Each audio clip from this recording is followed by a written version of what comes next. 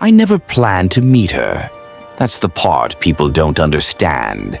I wasn't lonely enough to be desperate, and I wasn't stupid enough to trust strangers easily. I downloaded the app out of boredom more than anything else. Just something to scroll through at night when the apartment felt too quiet and my thoughts got too loud. When her profile appeared, I almost skipped it. Nothing about it stood out. No perfect angles, no seductive poses, no fake smiles. Just a woman sitting on the edge of a bed in dim light, looking slightly away from the camera like she didn't know she was being photographed. Her name was Mara. Her bio had only one line. Some doors shouldn't be opened twice. I should have taken that as a warning. Instead, I swiped right. A few minutes later, my phone vibrated. We matched. She didn't say hello. She didn't ask how I was. Her first message was, "You're in your living room right now." I laughed, assuming it was a guess. I had mentioned earlier in my bio that I worked from home, and most people are in their living rooms at night anyway. I replied with a joke, something sarcastic, but she answered immediately. "The lamp on your left is flickering again." My smile faded. The lamp had been acting up for weeks, and no one but me would know that. I stood up and turned it off. I told myself she was guessing again, that I was letting my imagination run too far. But then she sent another message. "Don't turn it off. It makes the shadows softer." My chest tightened. I asked how she knew these things. She replied, "You tell me more than you realize." That was the first night I slept with the lights on. Over the next few days, I couldn't bring myself to stop talking to her. Every instinct told me to block her, but curiosity is a dangerous thing. She knew my habits. She knew when I skipped meals, when I stayed up too late, when I replayed old memories in my head. Sometimes she would message me seconds before I checked my phone, like she knew when I was about to reach for it. When I confronted her again, she avoided the question. "I pay attention," she said. "Most people don't." That answer scared me more than if she had admitted to stalking me. After a week, she suggested we meet. She chose the place, a closed-down diner on the edge of town that I remembered from childhood.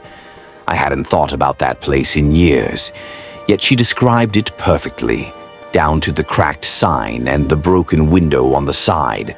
I told her it was a strange choice. She said, "It's quiet.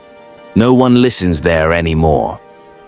The night of the meeting, I drove there with my heart pounding so hard I could hear it in my ears. The diner was darker than I remembered, its windows black, the parking lot empty. I sat in my car for several minutes, debating whether to leave.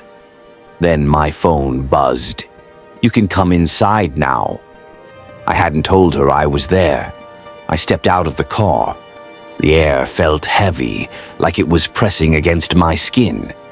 The door to the diner was slightly open, swaying back and forth with a soft creak.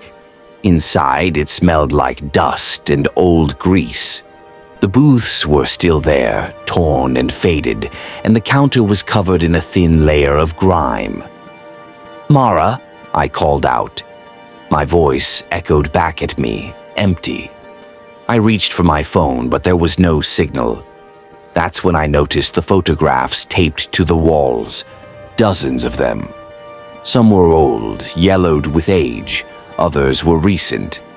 My stomach dropped when I recognized myself in them. Me walking to my car, me sitting at my desk, me asleep on my couch. Each photo was taken from a different angle, a different distance, like someone had been practicing. My phone vibrated in my hand despite the lack of signal. A message appeared. "Do you see now?" I backed toward the door, my breath shallow and fast. I demanded to know where she was. The reply came slowly. "I'm everywhere you've been." I ran. I didn't look back. I didn't stop until I was back in my car, doors locked, engine screaming as I sped away. In the rearview mirror, I thought I saw someone standing in the doorway of the diner, but when I blinked, it was gone. I moved the next day. I quit my job, deleted my accounts, changed my number. I stayed with a friend across town, sleeping on his couch, telling him everything was fine.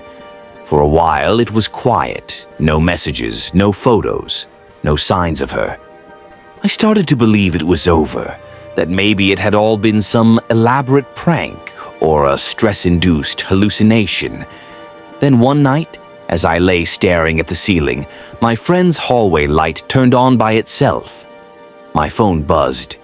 "You always forget to lock the door when you're tired." I didn't move. I didn't breathe. From the hallway, I heard slow footsteps approaching. My phone vibrated again. "I told you not to open that door twice." In the morning, my friend found me sitting upright on the couch, eyes open, phone dead in my hand. The front door was unlocked. There were no signs of forced entry. The police said there was nothing they could do. They always say that. I don't use dating apps anymore. I don't use my phone in the dark. And I never sit with my back to a door, because sometimes, when the room is quiet enough, I can feel someone standing just behind me, waiting for me to look, waiting for me to invite them in again.